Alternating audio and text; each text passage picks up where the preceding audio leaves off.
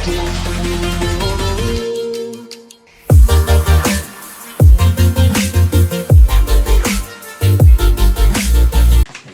dito ka. Dito ka na habang nagbablog ako. Hey guys, so last time ang pinag-usapan natin ay kung paano kumita. Ngayon, after mo kumita, ano bang gagawin mo? Itatabi mo ba siya sa bangko? Gagastusin mo? Kung gagastusin mo, magkano ba? O i-invest mo? Kung i-invest mo, saan nga ba? Sa bonds, investment, real estate, saan nga ba? Ngayon, ang gagawin natin, pag-uusapan natin kung ano bang pinakamagandang gawin para mas lalo mong ma-achieve yung financial security at financial freedom para magawa mo kung ano man yung pangarap mo. Mag-travel man, mag-retire ng maaga, mag-open ng business. Kahit ano yan, pag-uusapan natin. Nakadepende ito lahat sa'yo. Kaya kapag may tanong kayo, feel free to ask, comment down below, and subscribe. First of all, let's talk about what kind of investor you are. Kasi bago ka mag-i-invest, kailangan mo malaman kung anong klaseng investor ka. Are you a conservative investor, a moderate investor, or are you an aggressive investor? Are you familiar with the higher the risk, the higher the return? Doon natin malalaman kung anong klaseng investor ka. Una sa lahat, conservative investor. Ang mga conservative investor, sila yung ayaw nilang masaktan ng sobrang lala. Ilang masaktan ng sobrang lala. Ilang masaktan ng sobrang lala.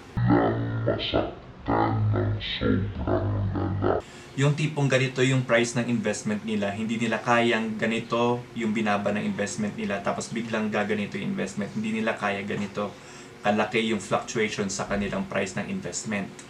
Ngayon, for the second, ang moderate investor. For example, ito, ang price nila, kaya nila hanggang ganito lang. Kasi ang conservative investor, ganito lang eh. Ganyan. Ang moderate investor, ganito. Kasi kaya nila yung moderate amount of risk para sa moderate amount of return. Ngayon, kapag ikaw ay aggressive investor, yung tipong kahit ganito ang amount ng investment mo, tipong bumaba siya ng sobra, kayang-kaya mo, okay lang sa'yo kasi alam mong tataas din siya. Ganito yung investment mo, kayang-kaya mong mag-rock bottom yung investment mo para mag-go through the roof siya. Ganun ang mga aggressive investors. Kung ikaw ay conservative investor, ang highly recommended ko para sa inyo ay bonds. Bakit bonds? Ang bonds kasi, kung paano yan nag-work, it works with ikaw magpapautang ka sa company or sa government. Meron din treasury bills ang government, like kung ano mangyayari ngayon sa Pilipinas. Magpapautang ka doon sa company or sa government na yun, tapos ibabalik nila yung pera sa'yo with interest. So, halos guaranteed na yung amount na makukuha mo.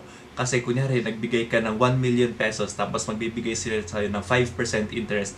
So, there's a guaranteed na 50,000 pesos na pabalik sa'yo. That's how bonds work. And that is one of the safest investments, kaya maganda siya for conservative investors. Next, we have moderate investors. Like we said, moderate investors can tolerate a moderate amount of risk for a moderate amount of return. Ngayon, for moderate investors, ang advice ko sa inyo is to cut your investment in half. Like, diversify your portfolio. Like, half goes to bonds, half goes to stocks. Ganun gagawin natin. Para habang yung stocks mo ay pataas pa baba, taas pa baba, taas pa baba, yung bonds mo may guaranteed amount of return na. May guaranteed ROI, return on investment ka na. Last but definitely not the least, stock market investment. Ito ang maganda para sa mga aggressive investors. Bakit? How do stocks work? And for those who are not familiar with stocks, ang gagawin sa stock market ay you will buy a share of the company para kung ano yung kinita nila, kung ano yung nilaki, dinevelop, at saka kung gaano kalaki yung kinita ng company, you have a share in that profit. There are a lot of companies na hindi mo kayang bilhin mag-isa, like SM, Ayala, San Miguel Corporation. So, paano na yung mga maliliit na investors kasi hindi nila kaya maglabas ng napakalaking amount para sa kanilang initial capital. So, yun po ang pag-uusapan natin. Kasi para makapag-invest ka sa mga malalaking companies na yon, you have to go with mutual fund. Ngayon, the way that mutual funds work ay group work siya. Maraming tao ang papasok, individuals and even companies, tapos magpipitch in sila ng malaking pera. O kaya kung magkano yung pera ang kaya nila. Ngayon, magiging isang malaking fund siya, that's what we call the mutual funds. Tapos yung fund na yun, yun yung ipapasok natin sa stock market. Ngayon, kung magkano yung kinontribute mo sa pera na yun, yun yung amount of shares na makukuha mo in their profit. Ngayon, Kapag yung mutual funds na yon ay lumaki siya, makuha ka ng profit. Pag lumiit siya, you'll suffer loss. Pero ang maganda kasi doon, you won't be in it alone. So, kapag may mutual funds ka, tapos meron yung company na pinag-investan mo, meron silang what we call fund managers, yung risk para sa investment mo ay mamimitigate. Now, I've mentioned yung financial freedom and financial security. Ano ang pinagkaiba nila? Ang financial freedom gives you the ability to do whatever you want regarding finances. So, you will be financially free. You will be financially free to do whatever you want. You will be financially free to travel, to open a business, to go buy your dream house. Ganun ang financial freedom. And how you achieve financial freedom involves your habits, your spending, kung magkano ba. You have to prioritize kung ano yung ini-spend mo. If you want to be financially free, you have to discipline yourself regarding your spending. We have this 50-30-20 rule kung saan 50% will go to the necessities such as house bills, internet bills, mga ganon. And 30% goes to wants. If you want to go have dinner at a restaurant, or if you want to go buy that computer, that camera, ikaw bahala sa 30% na yun. And we have this 20% na super important siya regarding your financial goals. Kasi yung 20% na yun, ipapasok natin siya sa either savings or sa investment mo. It depends on you. Now, that's for financial freedom. Let's talk about financial security. Pag financial security kasi, pinag-uusapan natin dyan yung security ng pamilya mo. Ang financial security talks about the security of your family pag wala ka na. So, we have this term that a lot of people, especially Filipinos, are afraid to talk about kasi it's not a norm para pag-usapan unless it's business. So, we have what we call insurance. Bakit insurance? Hindi ko naman kailangan ng insurance, hindi pa naman ako mamamatay. No. That's the reason kung bakit kailangan mo ng insurance. Habang malayo ka pa na mamamatay ka, habang malayo ka pa doon sa mangyayaring yon, kailangan mo nang kumuha ng insurance kasi habang bata ka pa lang, mas mura ang insurance. Kapag matanda ka na, and that's the time na marirealize mo, kailangan ko na ng insurance. Sobrang mahal na ng insurance. Kaya habang bata pa lang, as early as now, I am urging my classmates, my friends to get insurance kasi by the time comes that they have families, they can actually change their beneficiaries para sa pamilya nila, sa asawa nila, at saka sa mga anak nila. So, if you have the money, if you have the capability to buy insurance right now, buy it. Even if matanda ka na, buy it. Kasi sino ba naman magbe-benefit sa insurance sa magiging benefit na yon kung hindi yung pamilya mo? Ngayon, gusto ko magkaroon ng financial security, gusto ko rin magkaroon ng financial freedom. Anong gagawin ko para magkaroon ng pareho? Now, fortunately for you, I am a financial advisor and I can help you. We can kill two birds with one stone. Ngayon sa pinagtatrabahuan ko sa FWD, meron kaming ino-offer na variable unit link products or what we call VUL. Ngayon, ang VUL ay combination ng insurance tsaka ng investment. Ngayon, sa investment, nakadepende yan kung gusto maging conservative, moderate, or aggressive investor, nakadepende lahat yan sa'yo.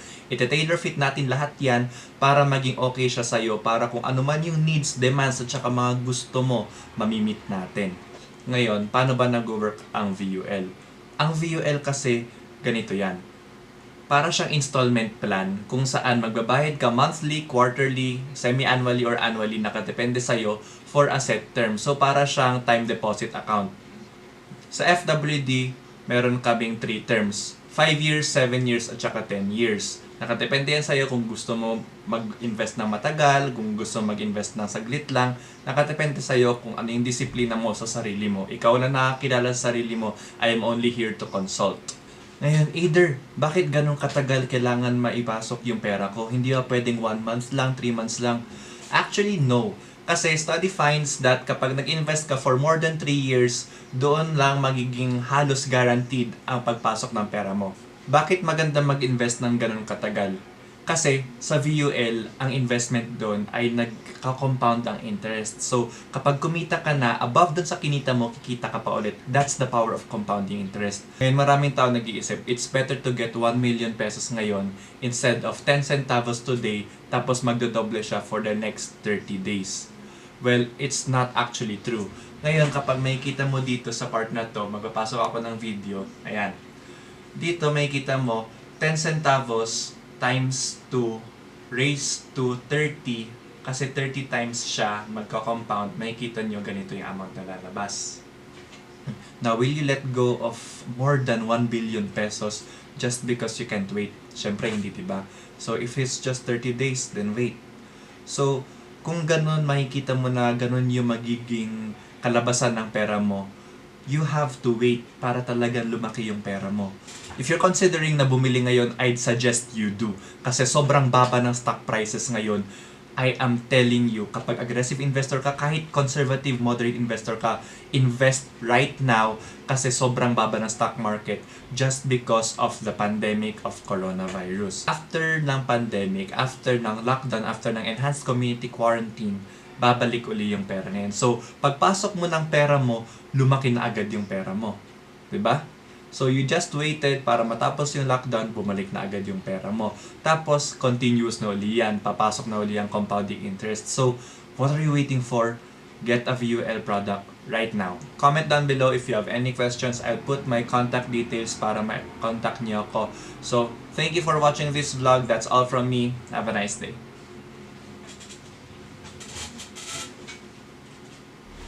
Thank you.